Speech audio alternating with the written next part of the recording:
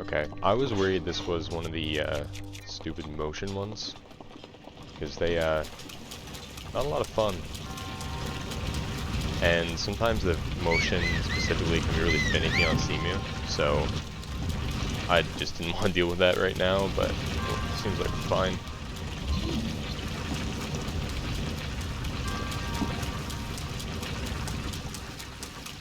Alright, perfect. So, yeah, I wasn't sure if they stopped spawning after a while. Okay. Go like this. And then we...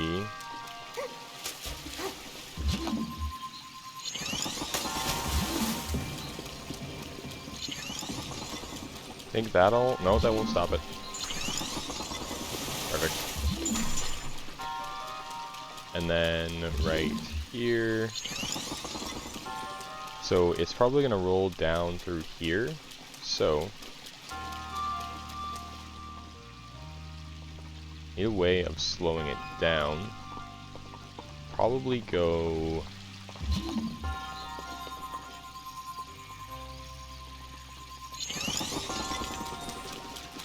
that. And then like this. Get stasis out.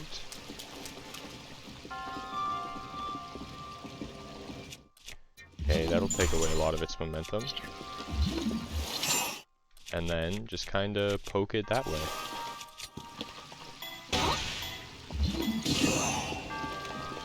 Beautiful. Just like that. Shrine over. I don't think I could have wind bombed this one. I thought I checked. I don't think I did. Maybe.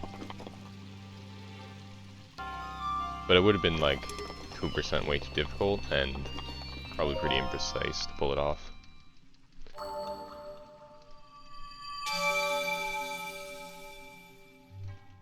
Skip. Speaking of which, I need to go find the statue here. I don't know where it is. I think it's under the throne room in like the bath area. Go look there. So, last episode I kind of ended off saying I want to talk about Link's Awakening. And you know, it's where to really start. I think one of the most unique things about it is its story. Especially when compared to the other Zelda games, right? It's not set in Hyrule or in anywhere that really even resembles it. Kolohint Island feels like you don't belong. It's wilderness, almost all of it. Like besides the 2 villages, the entire thing just wants you dead.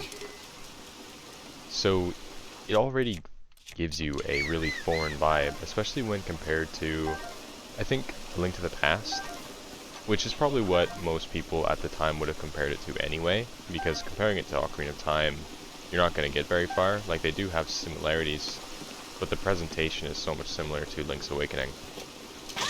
That's just where I default to. But, what was I saying? Oh yeah, the world design.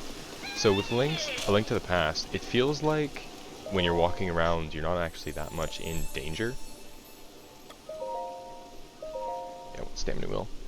Because there's not that many enemies. I think the most dangerous part, especially on the overworld, is maybe like Death Mountain and the marsh, I guess. Everywhere else is not that dangerous. They kind of reserve that for the Dark World. But with Link's Awakening, everywhere is dangerous. I feel like, especially kind of that field in the center, there's a lot of those things that pop out of holes, Octoroks and Moblins, and it kind of immediately gives you a tone with the forest you're sent in, right? As soon as you get into the forest, even the maze wants you dead. Right, it's twisting and turning, and sure, it's a raccoon that cursed it, but it's still the game that you're playing. Oh my god, stop.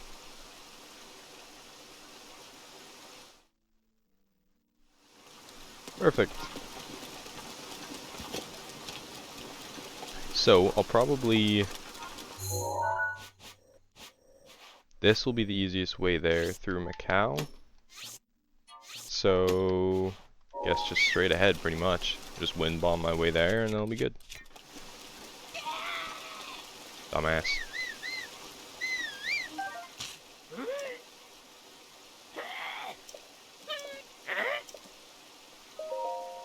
I didn't want to talk, man.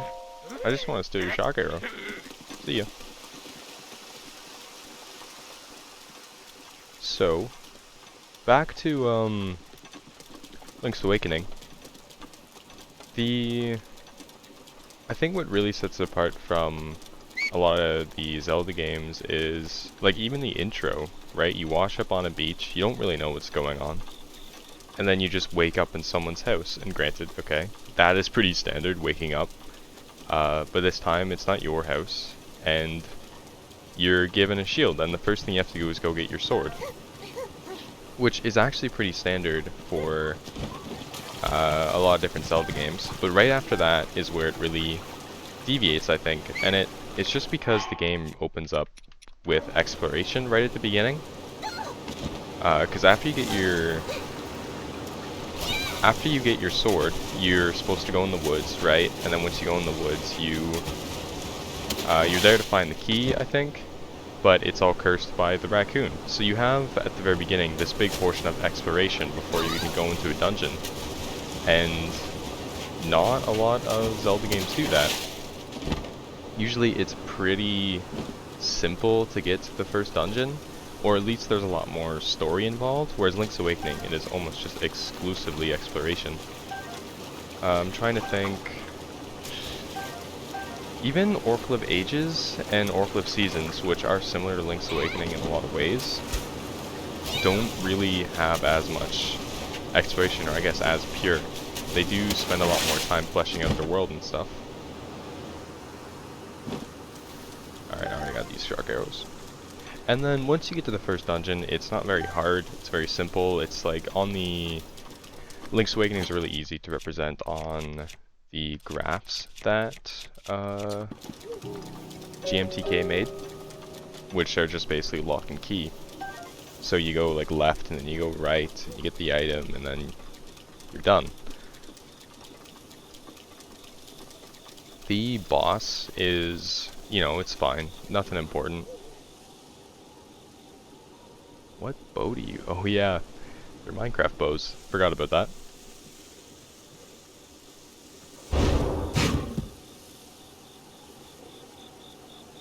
Okay, that sword specifically is going to suck to fight in the rain, so I don't really want to. Oh, piss off. I'm going to try to sneak, I guess. Yeah, just kind of annoying how aggressive he's being. I think I'm just gonna have to kill him, honestly. Be nice if I could get like a really good boost against him, so like a sneak attack or something. But I'll see what I can do. So I don't know if I've ever actually sneak attacked the Lynel before, like just in all my hours of playing. Yeah, okay.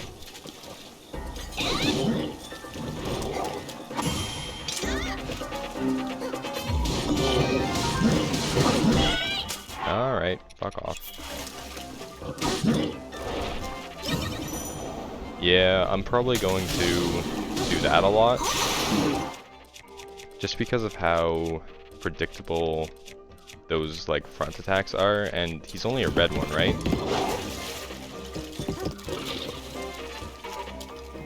So he doesn't actually get too predictable.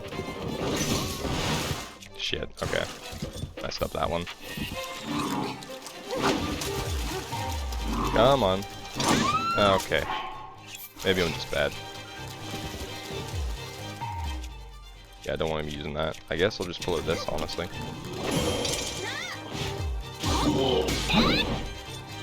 No! Ah, shit. I meant to put away the sword. Damn it. Okay.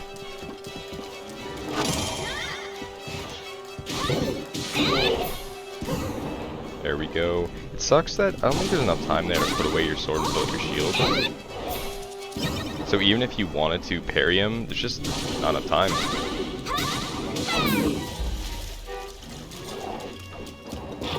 And that, like, that move specifically is super easy to get Flurry Rush on, so... Honestly, never even tried parrying it. Even in the high war rebalance, I'd always just dodge out of it. Even though there's no reward, it's just so easy to not take damage. Come on, give me your shit. That Thunder Sword specifically, it's really good. Because like Thunder and Frost weapons together can like kill almost anything. This is really dumb, but I love it. Oh, that is a really fast back time too. Wow. Oh, and it's Savage, so it's like completely upgraded. I am impressed. I am here to get shock arrows though, so that's what I'll do. I don't know how long this episode's going to be. There's a slim chance I'll just get cut off at any one point, and I'll probably just end it right there. If not, I'll end it like when I enter Varuda, maybe? That process is a little lengthy though, so we'll see. But I think you can kind of just go right there after you get the shock arrows, so... How many do I have? Oh, 25. Perfect. I'll get a few more. Never go wrong with more arrows. I think, just by technicality, bows are the best weapon type in the game. Like over swords, spears, and the great swords. Just, I think bullet time alone really helps with that. But they nerfed the shit out of bullet time in this mode because it takes so much stamina. It's actually why I upgraded stamina earlier, but I couldn't mention it then because I was talking about Link's Awakening.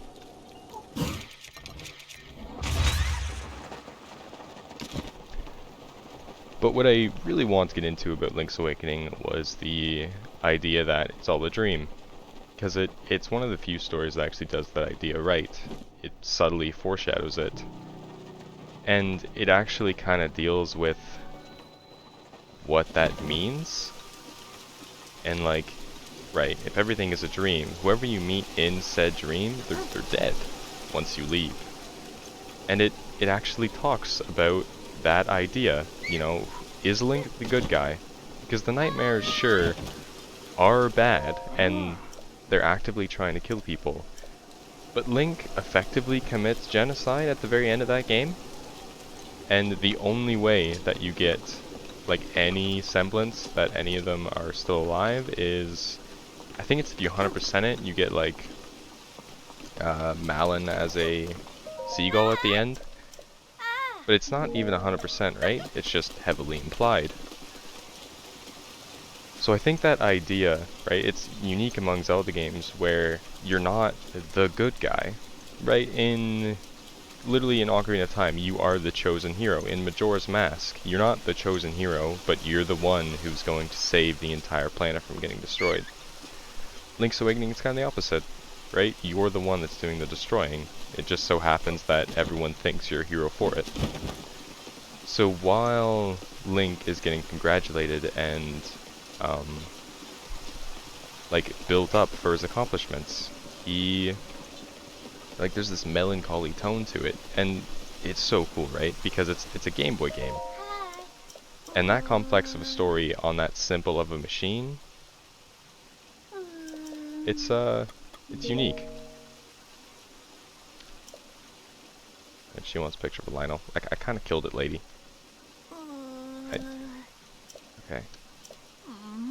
I got it. Yeah. Thank you. Bye bye. I don't know where Sidon went. What does he want me to do? Ah, damn it. I should have just went there. I'm an idiot. Whatever, there's a easy enough way to get there. But yeah, as I was talking about, right? the story with Link's Awakening, it presents itself as this, like, you're still the hero, but you know secretly, and a couple other characters do, I think the Owl especially emphasizes that fact, where you're the bad guy, in some sense of that word. I think, especially contrasting it with A Link to the Past, it becomes apparent how much of an improvement the story is. Link to the Past doesn't really even have one, honestly. It's just, hey, go save the maidens, and then you're done. Ocarina of Time is a bit, right, it's a little more generic with just the classic hero, which I did mention. And then Link's Awakening, so not only do I think it's an improvement, but it's, I don't know if I want to say it's more well executed than Ocarina of Time or A Link to the Past, but it is very to the point, and it doesn't try and hide any of its themes.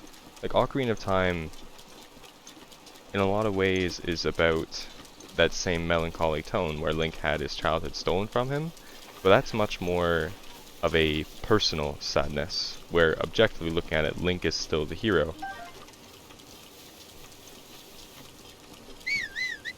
I also want to get into, right, Link's Awakening also vastly improved on the gameplay. Then it's not really, it's hard to compare it with Ocarina of Time, but with Link to the Past especially. In A Link to the Past, you can often feel like you get bounced around a lot. There's a lot of enemies that do that, and knockback is a big part of that combat system, and it affects Link a lot as well. But also, when you get like hit in that game, it's hard to avoid not taking another hit, because Link doesn't get knocked back far enough where the hit stun is become mute. So the enemy can usually catch up to you and hit you again, and then again, and again. It is possible to get out of it, but it's a lot harder too, especially because to turn around and attack, that takes time. So that gives the enemy another opportunity just to get that much more closer. So you have to really overcompensate when you get hit to go back into a state of like neutral ground. Oh, yeah, I need Bronzor armor. It's fair. Whereas with Link's Awakening, it feels like Link's feet is a lot more in the ground, I guess. And plus, right, I really like to hold down the spin attack button and like poke at enemies. It's a really good way to open up a fight, because in both games, since there's enough knockback on enemies, it pushes them back, then you charge with spin attack, you finish it off with that. So it's just a really satisfying gameplay loop. And you can do it in A Link to the Past as well, but the, how do I put it? The sword isn't as long, so the strategy I use just doesn't feel as good. And the enemies, it really works on the, you know, the knights. They're fine, but with Link's Awakening, especially, that strategy works on a lot more of the enemies. It's just cleaner. So I just like the combat, really, a lot more in Link's Awakening. And that, therefore, extends to Oracle of Ages and Oracle of Seasons. And Oracle of Seasons is one of my favorite 2D Zelda games. Besides Link Between Worlds, I think it is. I could talk about the remake for a couple minutes. It's basically just the same game, so I don't have a lot of opinions about that one, because it's the same game, really. The only thing they do change slightly is that combat system, but even then, it's almost exactly the same, so I don't care. I did play it, and I did beat it on the Switch. I did one playthrough of that, but I think Link's Awakening also lends itself really well to multiple playthroughs, because some of the parts of Link's Awakening aren't very well conveyed, like about what you're supposed to be doing. Like, I think that first part is a good example with the raccoon. It doesn't signpost that you're supposed to go to the hut and get the magic powder from the witch after you have the mushroom very well at all. So But like on maybe your second or third playthrough, Link's Awakening, it kind of cuts out that stuff, so it's just pure gameplay to gameplay to gameplay. So I do like it. One thing though that I do of Link's Awakening is sometimes its pacing isn't great. It can feel like you do a dungeon and then you don't do a lot and then it's just another dungeon. Ocarina of Time can have that as well. I think it's worst when, like, going from the fire temple to the, what's it called? Iced cave or ice dungeon. It's the mini dungeon where you get the iron boots, and then right into the water temple. That spot especially has really bad pacing, I think. Because it's like, right, you just get done the fire dungeon, then boom, you're already in another mini dungeon, and then boom, right, almost immediately you're in the water temple again. So that for me would probably be, like, if I were to stop playing Ocarina of Time, it would probably be right there. I think the child section has really good, like, really good pacing, especially. Because you're like, right, you go from the Deku Tree to then Hyrule Castle, and you kind of do some sneaky around shit, and you go to Kakariko, and you do some other stuff. And then the Gorons have stuff for you to do as well, where you gotta go back to Kokiri Forest, get the Saria song, go back. There's a lot of stuff in between. And then you do the Zoras, where, okay, now you gotta go get the bottle, put the fish in it. There's not as much stuff in between, but there's still enough that I feel like its pacing's really well done. And it has that anticipation factor of like, okay, adult, and then we get to go to the Forest Temple, which, although is not the hardest dungeon in the world, it's still fun. I think the atmosphere especially really lends to that, but specifically the N64 version I think is a lot better, not only because of music reasons, but the fog looks like it actually exists. So, but I probably going to end it here, and the next episode I'll do this one. Then after that, I honestly don't know. Because of pacing reasons, I don't want to do this right away. I might go into Kaula instead, maybe do the Citadel and this. And then I'll probably head this way instead, because I'd rather have Rivali's Gale than the Roof's Protection. So that's my game plan. So I guess